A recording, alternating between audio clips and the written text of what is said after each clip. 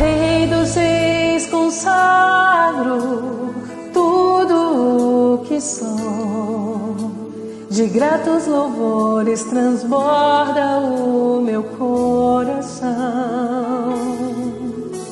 A minha vida eu entrego nas tuas mãos, meu Senhor, pra te exaltar com todo o meu amor.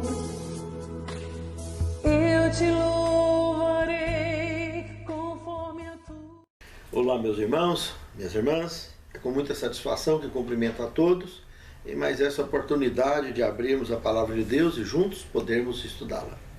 Eu gostaria, antes de iniciar esse estudo, de convidá-los para uma palavra de oração. Santo Deus, muito obrigado, Senhor, por proporcionar esses momentos em nossas vidas, aonde ao comungar contigo, através da oração, também podemos comungar contigo, através da sua palavra escrita e da tua palavra viva, através do teu Santo Espírito, que tu nos concedes em missão no dia a dia de nossas vidas e conexão contigo. Santifica-nos, Senhor, na tua palavra, porque a tua palavra é a verdade.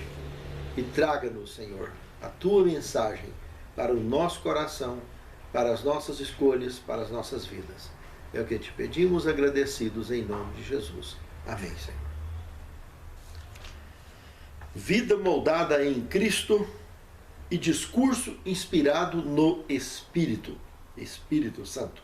Efésios capítulo 4, verso 22 a 24, nós temos o seguinte: quanto à maneira antiga de viver, vocês foram instruídos a deixar de lado a velha natureza, que se corrompem segundo os desejos enganosos, a se deixar renovar no espírito do entendimento de vocês, a se revestir da nova criatura, criada segundo Deus em justiça e retidão, procedentes da verdade. Meus amados, quanta informação num só texto bíblico, em poucos versículos. Poderíamos aqui nos delongarmos por horas, tirando orientações aqui desse conteúdo.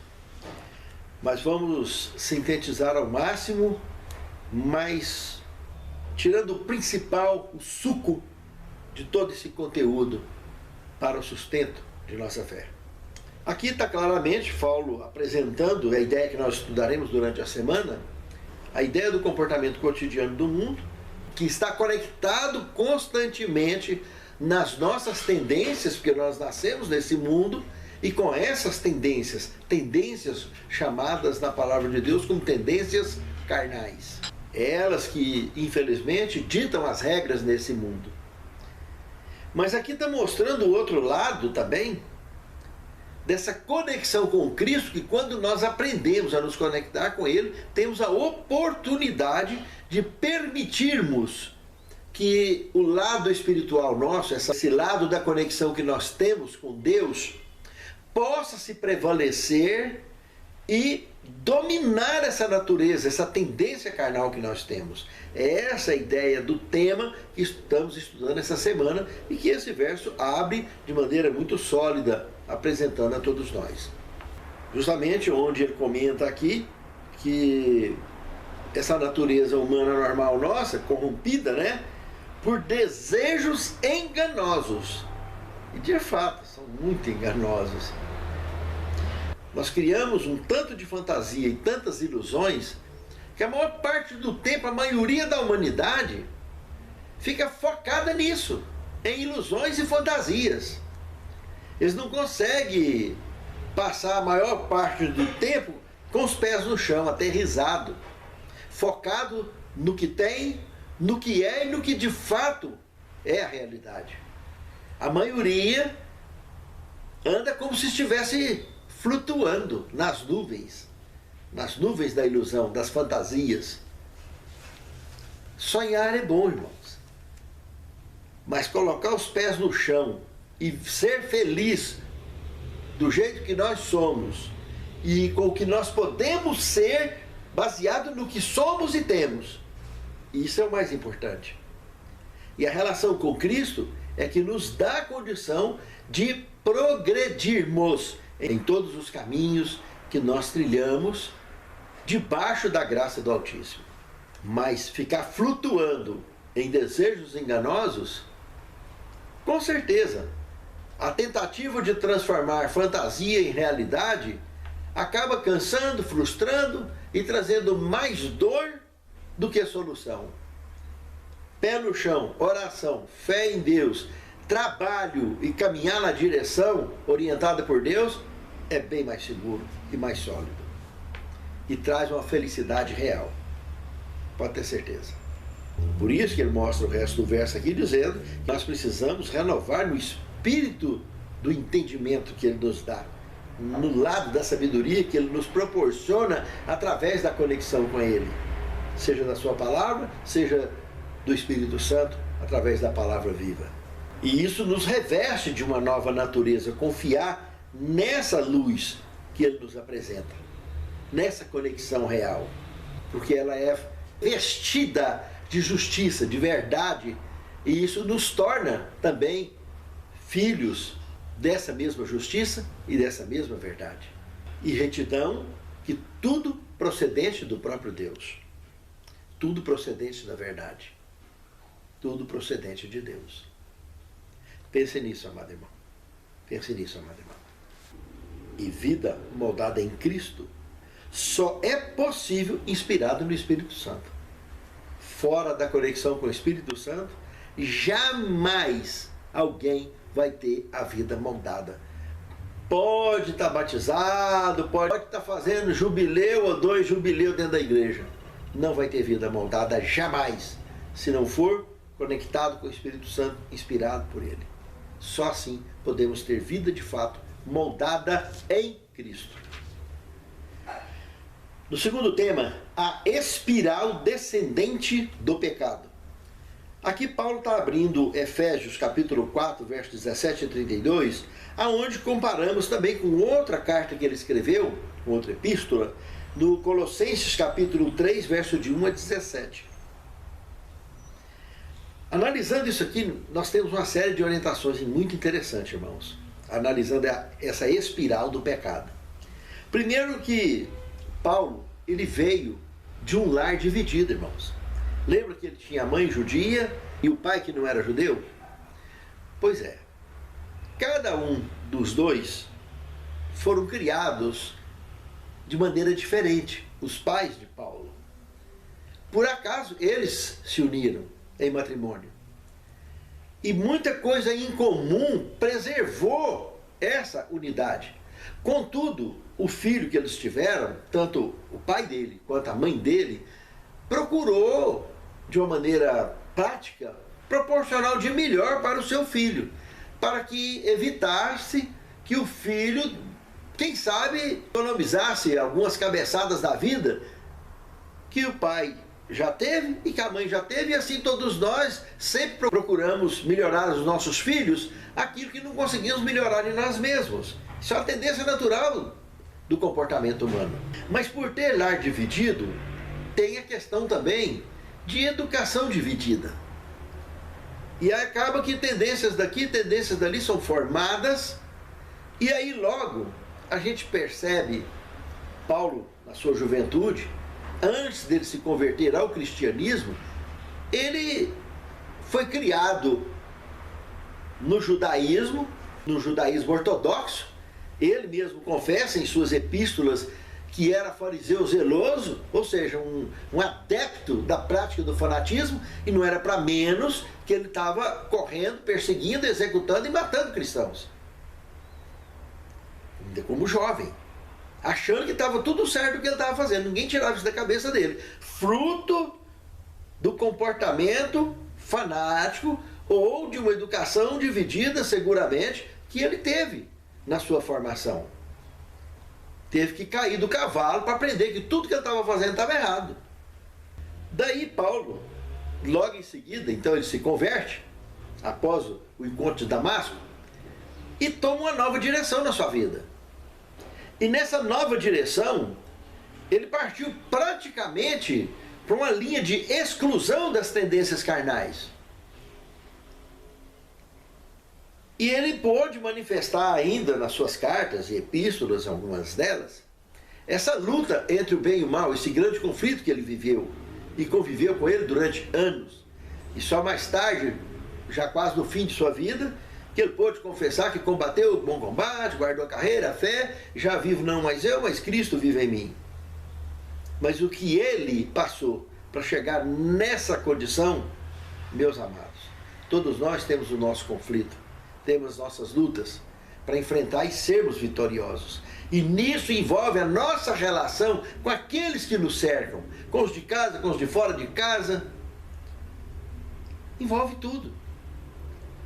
E é no meio desse ciclo de vida que cada um de nós, como Paulo e qualquer outro, cumpre com a missão que Deus confiou a cada um de nós. E vocês podem perceber aqui, que analisando Efésios 4, de 17 a 32, quando chega no verso 19, ele faz um comentário como se ele estivesse dando instruções a pessoas que praticavam roubo, por exemplo, a ladrões, que pudessem ser bons ladrões, assim como aquele que teve na cruz, mas também, analisando o seu contexto, deixa uma ideia também de ladrões espirituais do estilo de Ananias e Safira, que rouba de Deus, né? Seja no dízimo, ou seja, no comportamento espiritual no dia a dia.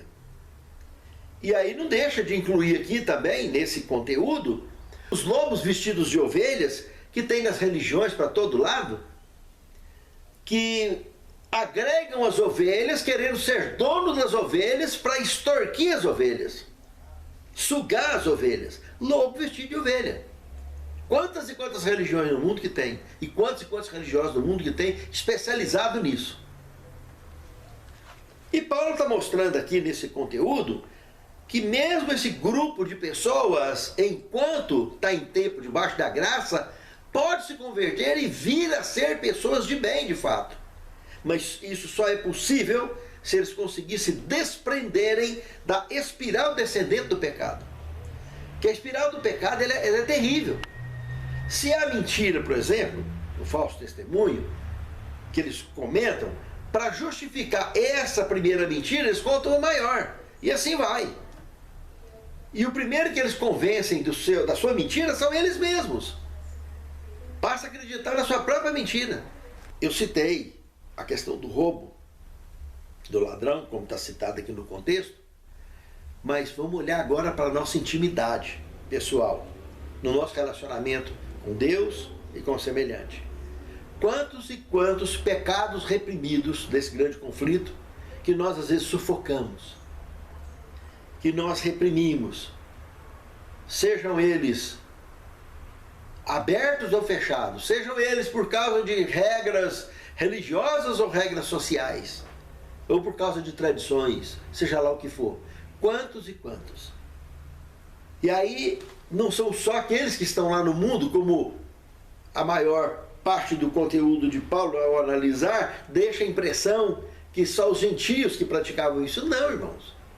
Paulo mesmo estava dentro da igreja fazendo o que estava fazendo, a igreja judaica, que é a igreja que veio lá de Abraão, e agora, ao se converter ao cristianismo, ele mostrou claramente que tanto dentro da igreja quanto fora, esse comportamento pode ser totalmente normal, entre aspas. Lesbianismo, homossexualismo, adultério e tudo mais, prostituição e muitos outros tipos de pecado. Sabe, irmãos? Não importa o tipo de conflito que a gente enfrenta, o tipo de sufoco, o tipo de pecado que é reprimido ou que é sufocado dentro de nós. O que importa é que a única forma de se libertar dessa espiral pecaminosa é se conectando com o Espírito Santo e se convertendo. Convertendo de fato.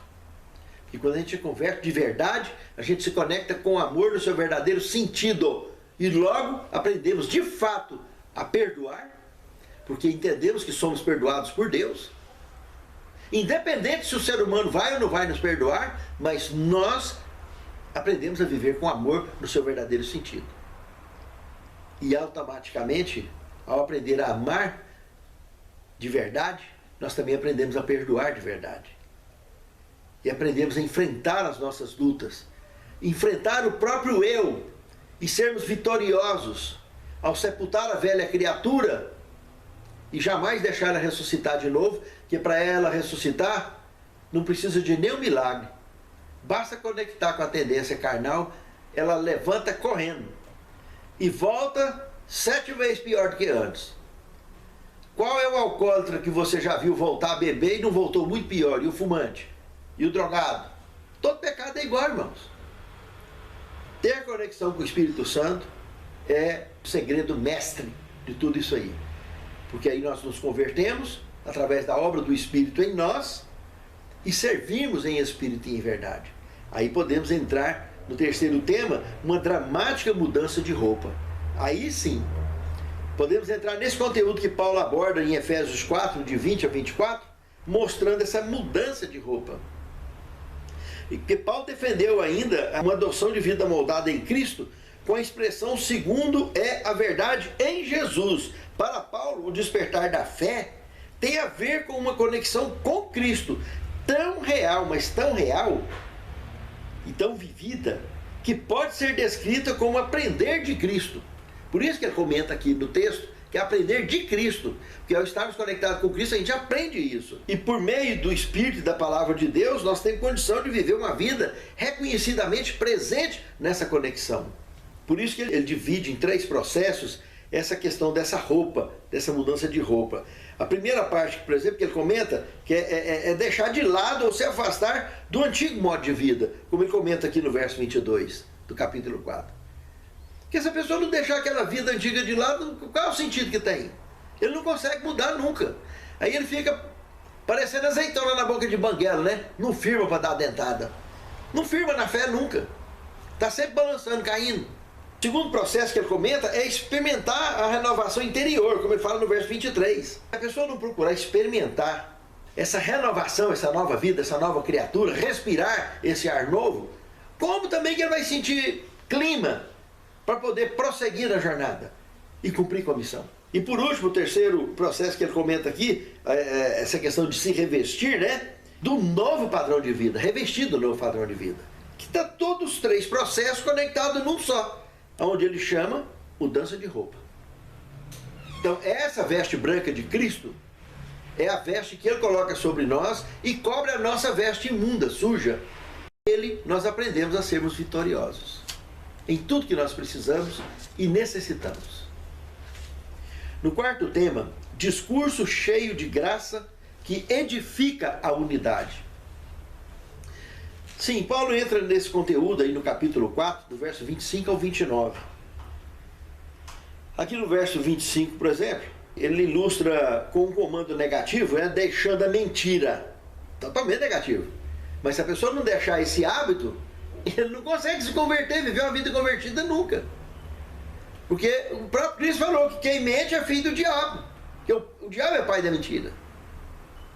Em segundo, ele entra aqui no comando positivo, quando ele diz que cada um que fale a verdade com o seu próximo. No mesmo sentido, tá vendo? No lado da negativa, não mentir, e no outro que cada um fale a verdade. Um comando positivo. Mesma coisa, tem que ter disposição. Não é fácil, irmãos, falar a verdade, ter coragem de falar a verdade. Mas nós precisamos de falar ela para quem quer que seja. Para quem quer que seja. Isso sem falar que isso é uma questão lógica, né? Paulo está tentando mostrar para nós aqui nesse conteúdo que nós somos membros do mesmo corpo, do corpo de Cristo. Como que pode a mão dele, do próprio Cristo, falar a verdade e a outra mão falar a mentira? Não tem sentido isso, irmãos. Ou converte ou não converte, ou é crente ou não é crente. Jesus comentou uma vez, dizendo o seguinte: se no teu olho tiver luz, todo o seu corpo será luz. Mas se no teu olho tiver trevas, todo o seu corpo será trevas. Então, na questão de servir a Deus, irmãos, é sim, sim, não, não. O que passar disso vem do diabo. Cristo falou isso, o Filho do Deus vivo. Se alguém disser, mas isso é ser radical. Então a palavra de Deus é radical. Com relação ao pecado, ele é radical. Sim, sim, não, não. Esse seja o vosso proceder. O que passar disso vem do diabo. Pense nisso, amado irmão. Pense nisso, amado irmão. No quinto tema, o Espírito Santo na vida do crente. Analisando Efésios 4:30, é um texto muito conhecido. Não entristeçais o Espírito, porque nele vós fostes selados para o dia da redenção. Quando acontece a conversão de verdade, irmãos, presta atenção. Não é a pessoa aceitou ser batizada e desceu nas águas e bababá e papapá e lá vai. Não. Se a pessoa se conectou com o Espírito Santo, aceitou viver uma nova vida, viver e se tornar e ser uma nova criatura, ele se converteu. Então não entristeça o Espírito Santo, porque esse tem conexão com a verdade, eles conhecem a palavra, conhecem a verdade, então ele não vai negar a verdade, nem por causa de tendência religiosa, nem por causa de tendência social, nem familiar, de forma alguma. Conhecereis a verdade e a verdade vos libertará. Então, o convertido, ele não pode entristecer o Espírito. Porque o Espírito, a missão dele no mundo é convencer o mundo de quê? Da verdade, da justiça e do juízo. Quando nós negamos essas coisas com o nosso pensamento, com as nossas palavras, com a nossa conduta, nós entristecemos o Espírito Santo em sua missão em nossa vida. Que quer nada mais, nada menos do que nos manter salvo debaixo da graça e do sangue derramado do Filho do Deus vivo, em prol de mim e de você. Pense nisso, na gravidade desse assunto. Nós não podemos entristecer o Espírito Santo. E quando a gente nega a verdade, quando a gente tenta bater de frente com a verdade, é exatamente isso que nós estamos fazendo. E isso é gravíssimo.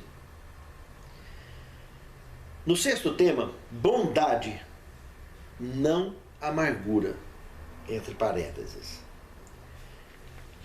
Efésios capítulo 4, versos 31 e 32, aborda isso de maneira muito delicada, irmãos, que nos resume na seguinte condição. Paulo, ele apresentou uma forma, nesse contexto aqui, de um perdão vertical. Paulo entendeu isso. Ou seja, vem de Deus, através do sacrifício de Cristo, através da obra do Espírito Santo, em meu e seu favor. Vertical. Deus nos perdoou em Cristo de tudo que nós fizemos no passado, em todos os nossos erros que fizemos, fazemos e ainda vamos fazer. Perdão vertical. Mas ele precisa de funcionar na horizontal também. Porque foi isso que Paulo estava ensinando. Que se nós somos perdoados, nós temos que aprender a perdoar. Do contrário, nós estamos vivendo uma ilusão religiosa na nossa vida. Porque nós fazemos com os outros diferente daquilo que Deus faz conosco. Se Deus me perdoa, por que eu não perdoo? Se Deus me ama, por que eu não amo? Será que foi fácil para Deus dar o seu único da espécie para salvar a mim e a você? E se nós não exercitarmos a bondade, esse é o padrão da explicação que Paulo chega nessa altura aqui da sua epístola. Ser bondoso em Cristo é pensar antes de abrir a boca para falar, irmãos. Refletir, contar até 10. Respirar, orar. Amar de verdade, perdoar, estar disposto a perdoar. Não é fácil, irmãos, não é fácil. Ainda mais que a forma de perdão ensinado pela palavra de Deus, que é o perdão divino, é aquele que perdoa e esquece, não fica jogando na cara. Porque quando a gente perdoa e fica jogando na cara, não perdoou, irmãos. A gente engoliu, mas não perdoou. Quando a gente perdoa, a gente esquece e para de tocar nesse assunto, não fala mais nisso. Pode até dar vontade de falar, mas não pode. Tem que passar por cima. Engolir e amar. Porque quando a gente ama, a degustação toda foi digerida e dizimada. E a gente aprende a ser feliz. Encontra a felicidade, porque encontra a paz de espírito. Encontra a paz com o semelhante e a paz com o Espírito Santo. E conseguimos viver e prosseguir na nossa missão. No sétimo tema, vós sois a luz do mundo. Irmãos, olha o que é comentado na Pena Inspirada aqui. Que a sua conversa seja de tal natureza que você não tenha necessidade de arrependimento. Não entristeçam o Espírito Santo de Deus, no qual vocês foram selados para o dia da redenção. Se você tem amor no coração, vai buscar estabelecer e edificar seu irmão na fé mais santa. Se for dita uma palavra prejudicial ao caráter do seu amigo ou irmão, não encoraje esse discurso mau. É obra do inimigo. Com bondade, relembre a pessoa que fala de que a palavra de Deus proíbe esse tipo de conversa. Por quê? Porque vós sois a luz do mundo. Senhor Deus, encha-nos, Senhor, desse convencimento, dessa certeza absoluta de que Tu governa a nossa vida através do Teu Santo Espírito, nos concedendo a luz suficiente para transferir através de nós essa imagem e as pessoas que nos cercam nos ver como luz do mundo e como sal da terra. E que possamos, pela Tua graça, ter êxito no cumprimento da missão que Tu tem confiado a cada um de nós. Cura-nós de nossas enfermidades, Senhor. Fortaleça a nossa fé e capacita-nos, Senhor, a andar com firmeza nos propósitos da nossa vida, diante de Ti e diante dos homens. É o que te pedimos agradecidos, em nome de Jesus. Amém. Conforme a Tua justiça, e cantarei louvores, pois Tu és Altíssimo.